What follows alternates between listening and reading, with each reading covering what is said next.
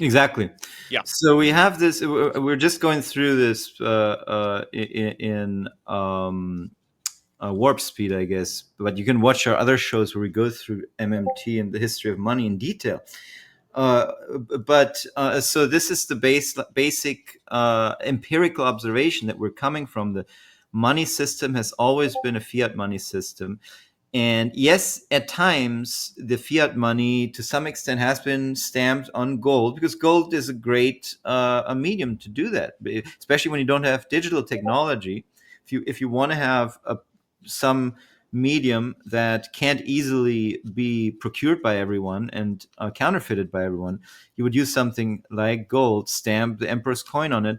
And by the way, according to some researchers, the coins, for example, the Roman coins with the emperor's head on it, circulated above the value of just the gold content because they were valued in the settlement of tax debts. So the value that the item as a tax token provided was far larger as just the pure gold commodity value. So that's Right. one Well, thing and to then notice if when you talk about when people talk about ancient systems where people used to use gold, and that's why it used to be a commodity money system. Well, not necessarily. It just used to be a fiat money system where the liabilities happened to be stamped on the medium known as gold or silver. two things I want to point out. If the gold were ever to be worth more than the legal stamp, then it's more valuable to just melt the coin down, Mhm. right? Even if it's illegal, I'm sure people would hide it and make that happen. But I think what's really important to add on to that, Nima pointed out that gold and silver are a very good medium to make this happen. There is one really bad aspect about gold and silver, which is that it can be stolen. And Yes. when you talk about this on an international level, that okay, the Spaniards just came from the New World bringing all this gold, and we're British. It's like, man, we don't even need to mine the gold. We can just go steal it from them, Yeah. right? And because we could just melt it down into our coins versus their coins, there's a very large value in stealing other people's gold. And in the early Roman Republic, this is not well known, and I learned this from reading a book called The Lost Science of Money, which unfortunately the guy just makes an absolute mess of his early chapters trying to explain this. I had to read those early chapters like 3 times to understand the point that he was making. But the early Roman Republic had bronze money. It had bronze money. And the apparently numismatists, these are like historians of money, look at this and say they can't figure out like why are they using this money that has really no intrinsic value to it because bronze isn't worth that much. And the point that the book is making is because, as they say, it's the legal value that's important, and they purposely stamp it on something like bronze so you don't worry about it getting stolen, right? You don't worry about like a conquering community coming, give us all your money, because it's a legal thing. And what's even more fascinating is when Rome finally switched to silver, was around the time it was one of the Punic Wars. I want to say it was the second. Don't quote me on that. This is like 250 BC sort of era, where Rome is really starting to conquer more and more of the Italian peninsula, and they're bumping into other communities that are using silver and gold coinage. And what's interesting is that the money, so Rome now switches over to silver. However, the money that they paid to the soldiers out in the field in these other communities or other tribes or whatever they were at that point, versus the money they printed at home, the money they printed at home had a number on it, like one. This is worth one. I forgot the name, denarii or whatever the coin was at that time. But the ones paid to the soldiers abroad had no mark. And the conclusion drawn from that is that at home, this money has a legal value.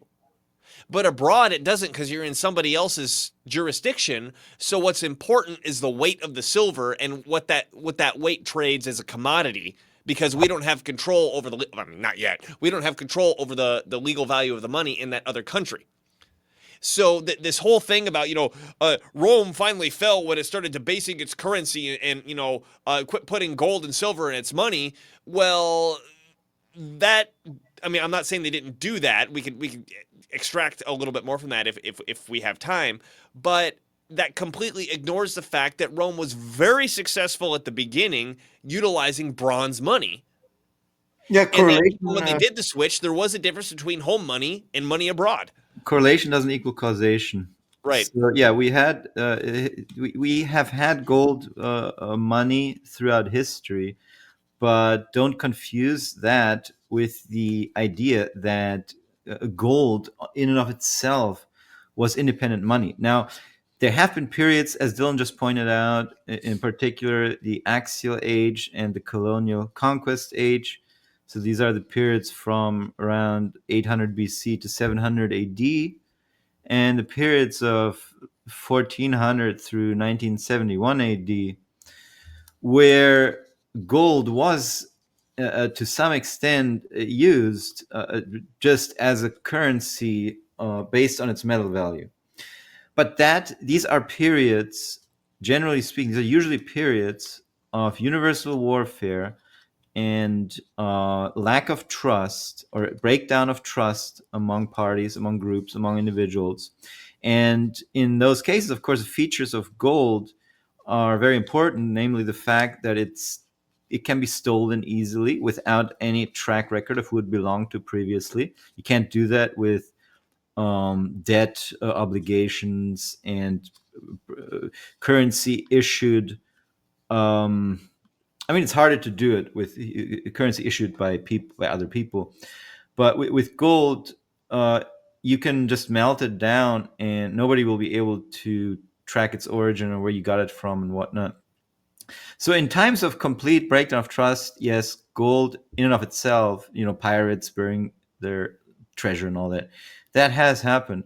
But it has happened in situations of complete breakdown of trust and or among groups who just, whose business is stealing money, which is cumbersome and annoying and much less difficult than just creating your own money and moving resources in your direction when you have the legitimacy of the state apparatus behind you.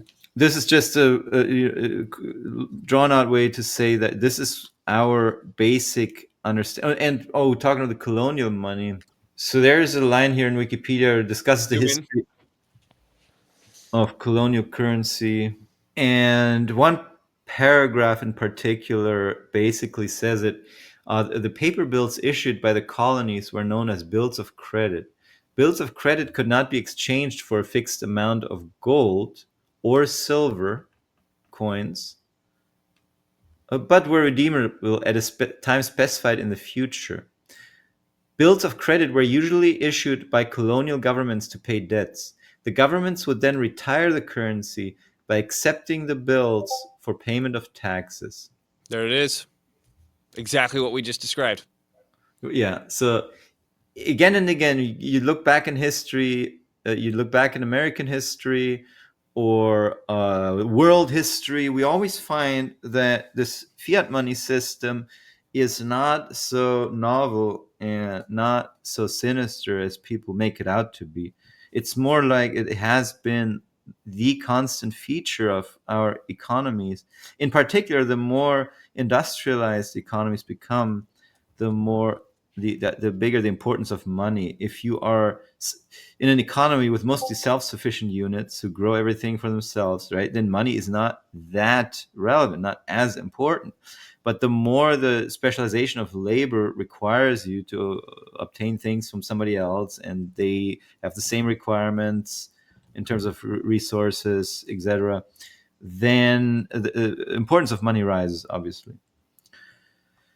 So that's where we're coming from when we say that MMT can give us some value of some valuable prescriptions in fixing present day economic problems.